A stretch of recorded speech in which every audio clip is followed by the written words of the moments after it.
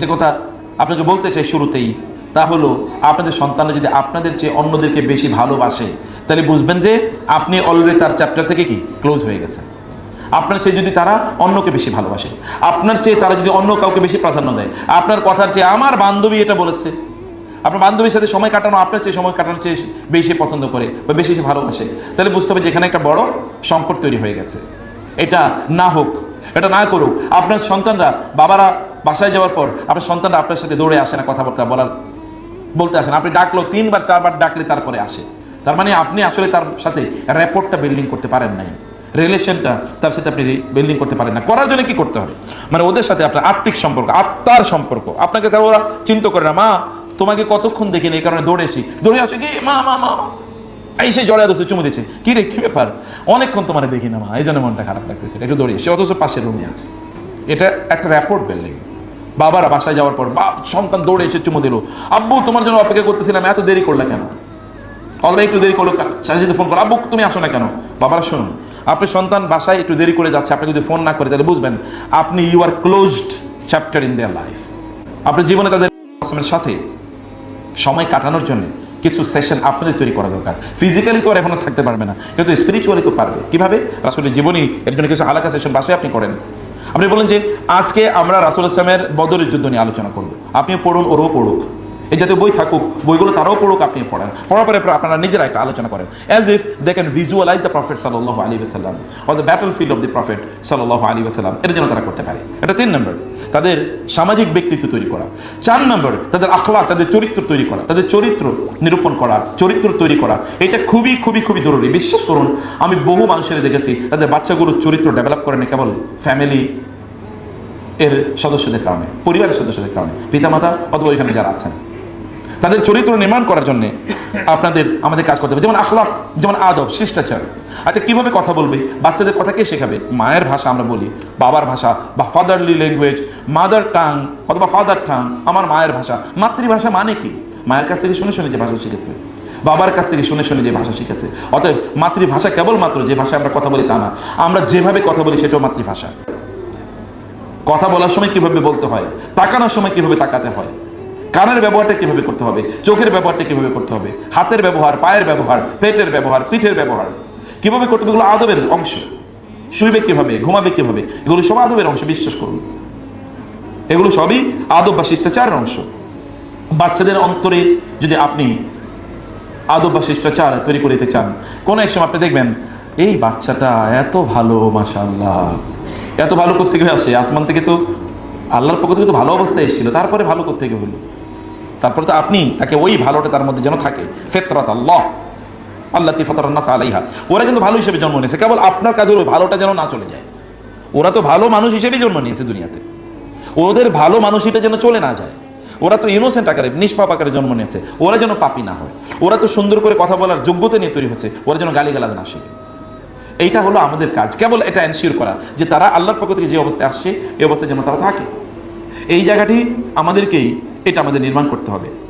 আপনি রাসূলুল্লাহ সাল্লাল্লাহু আলাইহি ওয়াসাল্লাম তিনি কীরকম শিষ্টাচার শিখিয়েছেন দেখুন। আপনি হাদিসে এসছে ওই ব্যক্তির উপর, ওই মা, ওই বাবার উপর আল্লাহ রহম করুন, যিনি তার সন্তানদেরকে শিখিয়েছেন বাবা মার সাথে কীভাবে আচরণ করতে হয়। একটা ভিডিও দেখেছিলাম একবার। ভিডিওটা হলো বাবা, তিনি কি করছেন, বাবা তার বাবার জুতাটা এগিয়ে দিচ্ছেন। এখন বাবার ছোট্ট ছেলে, তার বয়স মনে 3-4 হবে, ওই ছেলে দৌড়ে বাবার জুতা নিয়ে আসতেছে বাবাকে দেওয়ার জন্য। কারণ কি? বাবা দেখেছে বাবা তার বাবার সেবা করছে। আপনি আপনার মায়ের, আপনি আপনার বাবার সেবা করুন, তাহলে আপনার সন্তান বুঝবে যে বড়দের সেবা করতে হয়। ওরা শিখবে, ওরা তো দেখে দেখে শেখে। ওদেরকে শুনিয়ে শেখানো যায় না, ওদেরকে দেখিয়ে শেখাতে হয়। আবার বলি, ওদেরকে শুনিয়ে শেখানো যায় না। আমরা কেবল ওয়াজ নসিহত করি, বাচ্চাদের সাথে ওয়াজ নসিহত করে লাভ নাই। বাচ্চাদেরকে কি করতে হয়? দেখিয়ে দিতে হয়, কাজটা এভাবে করতে হয়, তাইলে ওরা শেখে। ওরা শেখে হলো দেখার মাধ্যমে। ওরা চোখ দিয়ে দেখে, চোখ দিয়ে তারা শোনেও। ওদের কানের ব্যবহার কম, আর বাচ্চারা প্রচণ্ড ডাইনামিক হয়। একই সাথে সে 2টা কাজ, খেলতেছেও আবার দেখবেন আপনার কথাও শুনছে। এটা বাচ্চাদের পক্ষে সম্ভব, আমাদের পক্ষে এটা সম্ভব না। ফলে তারা ভেরি মাচ ডাইনামিক। এই কাজটি তাদের জন্য করা। বাবা মায়ের সাথে কীভাবে আচরণ করবে আপনি আপনার বাবা মার সাথে আচরণ করার মাধ্যমে শিখিয়ে দেন। আপনি আপনার মায়ের সাথে ফোনে কথা বলেন, বোনেরা শুনুন, আপনার মাকে ফোন দেবেন, আপনার মেয়েটা পাশে বসুক, আপনি তখন মায়ের সাথে লাভিং কেয়ারে কথা বলবেন, মা খেয়েছো? তোমার শরীরটা ঠিক আছে, ও তাহলে বুঝবে যে মায়ের সাথে এভাবে কথা বলতে হবে। আপনার বাবাকে ফোন করুন, বাবা যদি না থাকে, বাবা যদি বাসায় আসে তাইলে আপনি আগে বাবাকে ধরে হাত করুন, বাবা একটা চুমো দেন, কপালে চুমো দেন। বুড়োকে চুমো দেওয়া যায় না? আপনি বুড়ো হয়ে গেছেন, আপনি বুড়ো। আমি আমার মায়ের কপালে এখনো চুমো দিই, আমার মা আমার কপালে চুমো দেয়। আমার বাবা নেই, সেজন্য বাবার কথা বলতে পারলাম না। বাবা একেবারে ছোটবেলায় মারা গেছে যখন আমার বয়স 4। তো আপনাদের মায়েরা আপনাদের মাকে চুমো দেন, আপনার বাবাকে চুমো দেন, আপনারা আপনাদের বাবাদেরকে চুমো দেন। ওরা শিখুক যে বাবাকে চুমো দিতে হয় বা মাকে চুমো দিতে, ওরা এটা শিখুক। এটা শেখা আপনাদের শেখানো আপনাদের জন্য জরুরি। আলেমদের সাথে কীভাবে আচরণ করবে এটাও তাদেরকে শেখাতে হবে। আদব, কোন শিষ্টাচারে কথা বলবে, আলেমদেরকে সম্মান করতে হবে। আমাদের সিনেমা নাটকগুলো তো এখন আলেম বিদ্বেষী বা ইসলাম বিদ্বেষী, ইসলাম ফোবিয়া তৈরি করে দেয়। সিনেমা নাটকের খলনায়কের চরিত্রে কি একজন টুপিওয়ালা বা দাড়িওয়ালা লোক থাকে। এলাকার সবচেয়ে খারাপ লোকেরই দেখায় যে সে মসজিদে গিয়ে ঠিক মতো নামাজ আদায় করে। এটা তো এজেন্ডা, এটা এজেন্ডা। অতএব ওদের মধ্যে আলেমদের প্রতি এক ধরনের বিতৃষ্ণা তৈরি হবে। আলেমদের ওরা ভালোবাসে না, পছন্দ করে না। কাকে পছন্দ করে? পরিমণিরে পছন্দ করে। তো দায়িত্ব কার? এই দায়িত্ব তো আমাদের। কেন এইরকম একজন নারীকে ওদের পছন্দের তালিকায় থাকতে হলো? এটা নিশ্চয়ই এখানে আমাদের সংকট আছে। এই সংকট আমাদের সমাধান করতে হবে। বড়দেরকে সম্মান করা, শ্রদ্ধা করা, এই জায়গাটা আমরা তাদেরকে মধ্যে তৈরি করতে হবে। ওদের মধ্যে উখুয়া, ভাই বোন এটা ঝগড়া বিবাদ করবে, কোনো সমস্যা নাই, কিন্তু একজন আরেকজনকে যেন ভালোবাসে, একজন আরেকজনের জন্য টেক কেয়ার করে, এগুলো ওদের মধ্যে এটা তৈরি করে দেয়। আপনি আপনার ভাইয়ের সাথে কেমন আচরণ করছেন, আপনার বোনের সাথে কেমন আচরণ করছেন। আপনার বোনের সাথে, আমার বোনটা খুবই খারাপ, আমার ভাইটা প্রচণ্ড পৃথিবীতে সবচেয়ে খারাপ মানুষ ওই, এই কথা আপনার ফ্যামিলিতে বললে আপনার সন্তানরা বুঝবে না এরকমই আচরণ করা লাগে। এটা কখনোই বলতে নাই। তাদেরকে ভালোবাসুন, তাদের সাথে কথা বলুন, এবং এগুলো আপনার সন্তানরা দেখুক যে ভাই বোনদের মধ্যে রিলেশনটা কেমন থাকতে হয়, এটা তারা দেখুক। এবং এর মাধ্যমে তারাও তাদের যে ভাই বোন আছে সেই ভাই বোনদের সাথে যেন তারাও এরকম আচরণ করতে পারে, এটা আমাদের শেখানো আমাদের দায়িত্ব। প্রতিবেশীর সাথে কেমন আচরণ করবে, যখন একটু ভালো রান্না করবেন একটু পাঠিয়ে থাকে, মানে আপনি এমনভাবে, তবে পর্দা যেন লঙ্ঘন না হয় সেটাও আপনাকে খেয়াল রাখতে হবে। পাশের বাসায় খাবার নিয়ে পাঠালেন, কিন্তু ওইখানে একটা মেয়ে আছে, এখন আপনার ছেলে এমনিতেই ওই বাসায় যেতে চায়, মা একটু দেও না, আর কিছু নাই, একটু নেওয়ার মতো, এরকম যেন আবার না হয়। সেটা আবার আপনাকে এনশিওর করতে হবে যে ওই জায়গা পর্যন্ত যেন না চলে যায়। মায়েদেরকে প্রচণ্ড চতুর হওয়া লাগে। আধুনিক যুগে বন্ধুদেরকে বললাম, মায়েদেরকে চতুর্মুখী দৃষ্টির আগে আপনার সন্তানের দিকে তাকিয়ে যদি আপনি না বলতে পারেন তার সমস্যা কী, তাহলে বুঝবেন যে আপনি মা হিসাবে কিন্তু পিছিয়ে গেছেন। সন্তানের চোখের দিকে তাকিয়ে বলতে হবে, আপনাকে আন্ডারস্ট্যান্ড করতে হবে হিজ ল্যাঙ্গুয়েজ, যে সে কী বলতে চায়, এটি করা দরকার। আপনি অনুমতি নিয়ে আপনার কাছে, বোনদের ভালো করে শুনুন, আপনার কাছে আপনার খুবই খারাপ কথা, যেন ছোটো বাচ্চারা আছে, তারপরেও একটা শব্দ বলি।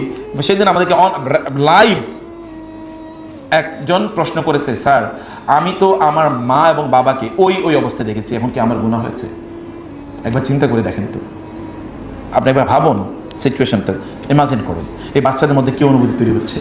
এবং এই কারণে কোরআনের নির্দেশ হচ্ছে, তোমরা তোমাদের সন্তানদেরকে, মানে তোমাদের সন্তানরা যেন তোমাদের কাছে 3 সময় আসার আগে অনুমতি নিয়ে আসে। 3 সময় কখন কখন? ফজরের আগে এবং এশার পরে, দুপুরে একটু যখন রেস্ট নেবে, এই 3 সময় অনুমতি ছাড়া যেন না আসে। এবং আমি বোনদেরকে বলবো, বাসায় যখন থাকবেন জামা কাপড় এমনভাবে পরবেন না যে বাইরে সবচেয়ে সুন্দর জামা কাপড় পরলেন আর বাসায় একেবারে সেরা তেনা টাইপের এগুলো পরে বাসায় থাকবেন, এটা কখনো করবেন না। শারীরিক সৌন্দর্য তো আছে নাকি, এই সৌন্দর্য আপনার মেয়েরা দেখা কি তার জন্য জায়েজ আছে নাকি? শুনুন, নারীদের পার্সোনাল যে সৌন্দর্য আছে, বিউটি বা প্রাইভেট পার্টস, এগুলো তাদের মেয়েরা তাদের জন্য দেখা হারাম, মেয়েরাও দেখা হারাম। আপনি জামা কাপড় পরিবর্তন করছেন, নিচের অংশ আপনি কাপড় আছে, উপরের অংশ কাপড় না, আপনার মেয়েরা এটা দেখা হারাম, জায়েজ নাই তাদের জন্য এটা। তাহলে আপনি কিভাবে এটা করছেন? তাহলে ওদের মধ্যে লজ্জাশীলতা কেমনি তৈরি হবে? ওদের মধ্যে লজ্জাশীলতা তৈরি হবে না তো। ভাইয়েরা বাসায় একেবারে প্যান্ট একটা পরে এরপরে ঘুরতেছেন, এরপরেও তো প্যান্ট পরলেও তো সবসময় এখন তো এত উন্নত টাইপের লুজ প্যান্ট পাওয়া যায় না, এটা পরে ঘুরতেছে, আপনার মেয়েরা ছেলেরা দেখছে, এটা তো ক্যারেক্টার হতে পারলো না, এটা কোনো অবস্থায় এটা ক্যারেক্টার না, এটা উন্নত ক্যারেক্টার না। ওইখানে আপনি সুন্দর করে থাকুন, ভালো জামা কাপড়, মাথায় কাপড় থাকুক এবং শরীরটা যেন সুন্দর, অর্গানগুলো যেন এক্সপোজ না হয়, সেটা করতে হবে। আমি বহু পিতামাতাকে জানি, এবং মেয়েদের, আপনাদের মেয়েরা যারা আছে, আপনাদের মেয়েরা তারাও যেন বাসায় এমনভাবে থাকে তাদের শরীরের সৌন্দর্যগুলো যেন তাদের ভাইয়েরা না বুঝে। এই শরীরের সৌন্দর্যগুলো ভাইয়েরা দেখার পরে, কিন্তু চোখ তো এমন একটা জিনিস, চোখ কিন্তু হারাম জিনিস। আমার নানু আমাকে বলতো, চোখ এমন হারাম জিনিস। ছোটবেলা আমি অনেক ছোট যখন নানুর এই কথা আমার মুখস্থ হয়েছে, বলছে, আমাকে বলছে যে ভাইয়া চোখ এরকম জিনিস যে চোখ কিন্তু হারাম, মানে মায়ের দিকেও হয়তো বা চোখ চলে যায় অনেক সময়, আমি জানি বোনেরা এটা ভালো করে উপলব্ধি করতে পারবেন। বোনরা কিন্তু চোখ দেখলে বুঝতে পারে এই লোকটার চোখ কিন্তু খারাপ। বোনদের আল্লাহ তাআলা সৃষ্টিগতভাবে বোনদের মধ্যে এরকম একটা ক্ষমতা তৈরি করে দিয়েছেন, চোখে দেখে ওই লোক তাকানোর মধ্যে তিনি বুঝতে পারেন এই লোকের তো মতলব খারাপ। তো এইটা আপনাদের এই উপলব্ধি আপনাদের মধ্যে তৈরি করতে হবে। বাচ্চাদেরকে কীভাবে নির্মাণ করবেন আমি সে কথা বলছিলাম, ওরা খাবে কীভাবে সেই খাবারের তৈরি করবেন। আমি বারবার যে কথা বলি, আপনাদের বাসাগুলোকে হোটেল বানাবেন না কাইন্ডলি। হোটেল মানে কি, হিজ হিজ হুজ হুজ, যার যখন মনে চায় সে তখন খাবে। একসাথে খান না কেন আপনারা? একসাথে খাওয়াটাকে ফরজ বানিয়ে নেবেন বাসায়, একসাথে খাওয়াকে ফরজ বানিয়ে নেবেন, একসাথে খেতে হবে। একসাথে খাওয়া হবে না, একসাথে না খাও তোমার খাবার বাদ আজকে, কেন তুমি সময় মতো খাইতে আসলে না? এই সময় খাবার হয়, এটা মনে রাখবেন। সম্ভ্রান্ত ফ্যামিলিগুলোতে, যদি আমি দিনই সম্ভ্রান্ত ফ্যামিলি বলি, তাহলে ওইখানে একটা নির্ধারিত সময়ে খাবারগুলো আপনার দস্তরখানে আসে এবং সেখানে সবাই বসে একসাথে খায়। আর যেগুলো ধরেন যেই জায়গায় কোনো ডিসিপ্লিন নাই, মূল্যবোধ তৈরি হয় না, ওই জায়গায় যে যখন ইচ্ছা সে তখন খেয়ে যায় হোটেলের মতো করে। আপনার বাসা এমন যেন না যায় ওইখানে খাবার রেখে আছে, তুমি গিয়ে খাও, এইটা কখনো করবেন না। এই খাবার তারপরে ভালো করে খেয়াল করুন আপনার বাচ্চা যে খাচ্ছে সে হাত ধুয়ে খেলো কিনা, বিসমিল্লাহ বলে খেলো কিনা, খাবারের প্লেটটা সে নিজে ধুয়ে রাখলো কিনা, হাতটা ভালো করে ধুইলো কিনা, খাবারের পরে দোয়া পড়লো কিনা, খাবারের প্লেটে যেই দিক ইচ্ছে সেইভাবে তারা খায় কিনা। এমনভাবে খাচ্ছে যে অন্য লোকেরা দেখলে মনে করবে যে জীবনে মনে হয় কোনোদিন খাওয়াই শিখে নাই। তো খাবার শেখানো কার দায়িত্ব ছিল? অন্য জায়গায় আপনার বাচ্চাকে নিয়ে তো আপনি যেতে পারবেন না, লজ্জা পাবেন আপনি যে কীভাবে খেতে হয়। রাসূলুল্লাহ কীভাবে খেতেন? 3 আঙ্গুল দিয়ে খেতেন। 3 আঙ্গুল দিয়ে ভাত খাওয়া যায় না, ঠিক আছে, 5 আঙ্গুল দিয়ে খাক, কিন্তু এটা এই কবজি পর্যন্ত কীভাবে পৌঁছলো খাবারটা? এরপর যে হাতটাকে চেটে খেতে হয়, প্লেট চেটে খেতে হয়, খাবার রেখে উঠতে হয় না, এটা তো খাবার ওয়েস্টেজ করা হারাম। ওয়ালা তুবাযজির তাবযীরা, কুলু ওয়াশরাবু ওয়ালা তুসরিফু ইসরাফ। হালালের ক্ষেত্রে কোনো অতিরিক্ত করাকে বলা হয় ইসরাফ, হারামের ক্ষেত্রে সীমা লঙ্ঘন করাকে বলা হয় তাবযীর। এই দুটোই আল্লাহ তাআলা হারাম করে দিয়েছেন, সেটি নিশ্চিত করা আমাদের দায়িত্ব। এবং এমন যেন হয় ওরা বাচ্চারা যখন তারা কোরআন তেলাওয়াত করবে, আপনি কোরআন তেলাওয়াত করছেন অথবা নামাজ আদায় করছেন, এইসব বাচ্চারা যেন কোনো অবস্থায় তারা ডিস্টার্ব না করে, তারা কথাবার্তা না বলে, এগুলো তাকে শেখাতে হবে। এবং তারা যেন সত্যবাদী হয়, সকল অবস্থায় সত্যবাদী হয়। আপনি তাকে ভয় দেখাবেন না যে সত্য বললে এরপরে মাইর শুরু হইল, তাহলে তো জীবনে সত্য বলো, তো মিথ্যাই বলবে। সত্য বললে ওকে ঠিক আছে তুমি সত্য বলেছো, থ্যাংক ইউ ভেরি মাচ, আমরা এটা লেট আস ফরগেট ইট, তাহলে ও সত্য বলবে, তাহলে আপনি সত্য পাবেন। সত্য বলার পরে যদি তুমি কাজটা করছো, মা করে ফেলছি, সরি, সরিতে আর কোনো কাজ, এই লাঠিটা নিয়ে আয়, তাহলে তো ও আর জীবনে সরিও বলবে নাকি, আর স্বীকারও করবে না, ও তো এখন গোপন হয়, এটা লুকানোর চেষ্টা করবে। সে কারণে তাকে সত্য বলায় এনকারেজ করা, অনুপ্রাণিত করা, এটি আপনার জন্য কাজ, এটি আপনাকে করতে হবে। এবং গোপনীয়তা, বাসার গোপনীয়তা রক্ষা করুক। আপনার মা শুনেন, ইদানিং যে আধুনিক কালে যেটা হচ্ছে, মায়েদের কথাগুলো বাচ্চারা ফ্রেন্ডদেরকে বলে দেয়, আমার মা তো একেবারে পছন্দই হয় না, এত ডিস্টার্বিং, এত বেশি চাপের মধ্যে রাখে। বান্ধবীদের কাছে মেয়েরা মায়ের বিরুদ্ধে কথাবার্তা বলে অধিকাংশ সময়, বন্ধুদের কাছে ছেলেরা মায়ের বিরুদ্ধে কথা বলে, বাবার বিরুদ্ধে কথা বলে। বাবা এখন আর আলোচনা চ্যাপ্টার না। বাবারা মনে করবেন আপনারা আপনাদের সন্তান থেকে, এখন বাবারা তো নাই, কাকে বলবো, বাবাদের আরো বেশি করে শোনা দরকার। বাবারা সন্তানদের জীবন থেকে অলরেডি লস্ট, তাদের আলোচনাই নাই বাবারা, সকল আলোচনার কেন্দ্রবিন্দু মায়েরা, কারণ ওরা দেখেও মাদেরকে এবং কথাবার্তা বলে মায়েদের সাথে। সকালবেলা বাবা ঘুম থেকে উঠেই দৌড় দেয়, রাতে যখন যায় তখন ওরা ঘুমায়। তো বাবা আলোচনায় আসবে করতে, বাবা তো চ্যাপ্টারের মধ্যেই নাই। এটা কেমন বাবা হলো? এটা কেমন বাবা হলো? আপনাদের স্বামীদেরকে কথাগুলো বলবেন বোনেরা, প্লিজ। বাবারা চ্যাপ্টারের মধ্যে থাকবেন, আলোচনায় থাকুন। কিন্তু মায়েদেরকে বলছি, মায়েরা আপনাদের সন্তানের জন্য আপনাদের কাছে বিতৃষ্ণার কারণ না হয়ে যায়, আপনাদের সন্তানদের কাছে আপনার যেন বিতৃষ্ণার কারণ না হয়ে যান। ওরা পারিবারিক ইস্যুগুলো করা গোপন রাখুক, এই চরিত্র ওদের মধ্যে ডেভেলপ করা দরকার। আর এটা করতে হলে আপনারা ওদের সামনে অন্যদের পরিবার নিয়ে, সেটা যারই হোক না কেন, সেটা নিয়ে আলোচনা করবেন না। অন্যদের পরিবার নিয়ে আলোচনা করা, এটা আপনি করবেন না। তাইলে ওরা অন্যান্য ইস্যুগুলো তারা গোপন রাখতে পারবে, যেটা আমি এর আগে আনাস রাদিয়াল্লাহু তাআলা আনহুর কথা বলেছিলাম। দেখেন না, মা তাকে বলেন নাই তুমি শুধু আমারই বলো বাবা, এটা তিনি বলেন নাই। আল্লাহ রাসূল যদি বলছে কাউকে না বলতে, কাউকে বইল না প্লিজ। কীভাবে পার্সোনালিটি তার মধ্যে তৈরি হয়? আমানতের পার্সোনালিটি, আমানতদারিতা, ওরা ওদের মধ্যে থাকতে হবে। আমানতদারিতা সব কিছু, আপনি তাকে কোনো একটা জিনিস দিয়েছেন, এটা আমানত। আপনি তাকে যাই দিয়েছেন না কেন, এটা আমানত। আপনি তাকে যেটা দিয়েছেন, তাকে কোনো টাকা পয়সা তাকে হাদিয়ে দিয়েছেন, এটাও তার কাছে আমানত। তার বাসারা তার কাছে আমানত, কোনো জিনিস যেন নষ্ট না করে, এইটা তাদের মধ্যে অনুভূতি তৈরি করে দেয়া। মানুষের কোনো জিনিস যেন নিয়ে না আসে, অন্য কারো জিনিস যেন ব্যবহার না করে কারো অনুমতি ছাড়া, এগুলো বলা দরকার। কারো ঘরে কেউ প্রবেশ করার আগে অনুমতি নিয়ে প্রবেশ করুক, এটা তাদেরকে তৈরি করে দেন, কারণ এটা আমানতদারির একটা বিষয়। এইগুলো তাদের মধ্যে এই আখলাক তৈরি করে দেওয়া তাদের মধ্যে দরকার, এবং তাদের অন্তরে যেন কারোর প্রতি হিংসা, বিদ্বেষ, ক্রোধ ইত্যাদি না থাকে। এগুলো তৈরি করা, এগুলো আমাদের কাছ থেকে শিখে একটা সংক্রমণ হয়, এটা ইনফেকশাস ডিজিজ। যেমন তারা দেখে যে আমরা অন্যের সাথে কথা বলছি, যেমন আপনার বাচ্চাদের অনেক সময় স্কুল থেকে বাসা যাওয়ার পর এরপরে ওই বাচ্চার মা, ওই বাচ্চাটা না এত দুষ্ট, ওর মাটাও দুষ্ট।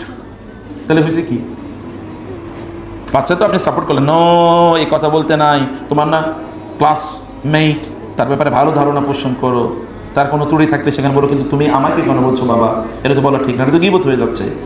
এভাবে তাকে লেসন দিতে হবে। বরং আপনি তার সামনে অথবা অন্য, ওই বাচ্চার মাটা না এত দুষ্টু, ও বাচ্চাটা কিন্তু ভালো, না না মা ও তো বাচ্চাটা তো ভালো না, ওর মাটা খুবই দুষ্টু, খুবই ডিস্টার্বিং, কেমনভাবে যেন তাকায়, কেমনভাবে যেন কথা বলে, কেমনভাবে যেন হাঁটে। এগুলো আলোচনার বিষয় যদি হয় তাহলে ওদের মধ্যে এটা তৈরি হবে। এটা খুবই ভয়াবহ একটা ডিজিজ। মানুষের বিরুদ্ধে কথা বলা কিন্তু মানসিক রোগ, জানেন? মানুষের বিরুদ্ধে কথা বলা মানসিক রোগ। আমরা হয়তো বা বুঝি না, রোগী তো এই কারণে বুঝতে পারতেছি না। রোগী না হলে বুঝতে পারতাম যে এটা কত বড় মানসিক রোগ। মানুষের বিরুদ্ধে কথা না বলে চুপ করে থাকতে পারা, এটি খুবই ভালো, এটা বড় চরিত্র, উত্তম অভ্যাস। রাসূলুল্লাহ সাল্লাল্লাহু আলাইহি ওয়াসাল্লাম এই কাজটি করতেন। পঞ্চম যেটা বলি বোনেরা, ভাইয়েরা, তা হলো সন্তানদের সাথে আত্মিক সম্পর্ক ডেভেলপ করুন। আত্মিক সম্পর্ক, আপনার আত্মার সম্পর্ক ডেভেলপ করুন। কীভাবে? যেমন আমি যে কথা আপনাকে বলতে চাই শুরুতেই, তা হলো আপনাদের সন্তানরা যদি আপনাদের চেয়ে অন্যদেরকে বেশি ভালোবাসে, তাহলে বুঝবেন যে আপনি অলরেডি তার চ্যাপ্টার থেকে কি ক্লোজ হয়ে গেছেন। আপনার চেয়ে যদি তারা অন্যকে বেশি ভালোবাসে, আপনার চেয়ে তারা যদি অন্য কাউকে বেশি প্রাধান্য দেয়, আপনার কথার চেয়ে আমার বান্ধবী এটা বলেছে, আপনার বান্ধবীর সাথে সময় কাটানো আপনার চেয়ে সময় কাটানোর চেয়ে বেশি পছন্দ করে বা বেশি ভালোবাসে, তাহলে বুঝতে হবে যে এখানে একটা বড় সংকট তৈরি হয়ে গেছে। এটা না হোক, এটা না করুক। আপনার সন্তানরা, বাবারা বাসায় যাওয়ার পর আপনার সন্তানরা আপনার সাথে দৌড়ে আসে না, কথাবার্তা বলতে আসে না। আপনি ডাকলো 3 বার 4 বার ডাকলে তারপরে আসে, তার মানে আপনি আসলে তার সাথে র্যাপোর্টটা বিল্ডিং করতে পারেন নাই, রিলেশনটা তার সাথে আপনি বিল্ডিং করতে পারেন না। করার জন্য কি করতে হবে? মানে ওদের সাথে আপনার আত্মিক সম্পর্ক, আত্মার সম্পর্ক। আপনাকে ছাড়া ওরা চিন্তা করে না, মা তোমাকে কতক্ষণ দেখিনি, এই কারণে দৌড়ে আসে কি মা মা মা এই সে জড়ায় দোষে চুমু দিচ্ছে, কি রে কি ব্যাপার, অনেকক্ষণ তোমার দেখি না মা, এই জন্য মনটা খারাপ লাগতেছে, একটু দৌড়িয়ে এসে, অথচ পাশের রুমে আছে। এটা একটা র্যাপোর্ট বিল্ডিং। বাবারা বাসায় যাওয়ার পর সন্তান দৌড়ে এসে চুমু দিল, আব্বু তোমার জন্য অপেক্ষা করতেছিলাম, এত দেরি করলে কেন? অল্প একটু দেরি করলো, সাজিদে ফোন করো, আব্বু তুমি আসো না কেন? বাবারা শুনুন, আপনার সন্তান বাসায় একটু দেরি করে যাচ্ছে, আপনি যদি ফোন না করে তাহলে বুঝবেন আপনি you are closed chapter in their life. আপনার জীবনে তাদের অংশগ্রহণ কেবলমাত্র কি ব্যাংকার হিসেবে। ব্যাংকার মানে কি? আপনার শুধু ক্রেডিট কার্ড আছে, আপনার ওই ক্রেডিট কার্ড থাকলে চলবে, আপনি না থাকলেও ওদের জীবনে আর কিছুই যায় আসে না। আপনি ওদের জীবনে না থাকলেও কিছু যায় আসে না। এরকম একটা জায়গায় আপনি নিজকে দাঁড়া করাবেন না। এ কারণে কী করতে হবে? ওদেরকে চুমু দিতে হবে, ওদেরকে হাগ করতে হবে, ওদের প্রতি অনুগ্রহ করতে হবে, ওদেরকে ভালোবাসতে হবে, ভালোবাসাটা ওরা যেন ফিল করে এরকম করতে হবে। আমি জানি না আপনারা জানেন আকরা বিন হাবিস রাদিয়াল্লাহু তাআলা আনহু, তিনি রাসূল ইসলামের কাছে গেলেন, রাসূল ইসলাম দেখলেন যে হাসান হোসেনকে চুমু দিচ্ছেন, জড়ায় ধরতেছেন। আকরা বলেন, ইয়া রাসূলুল্লাহ আপনি বাচ্চাদেরকে চুমু দেন?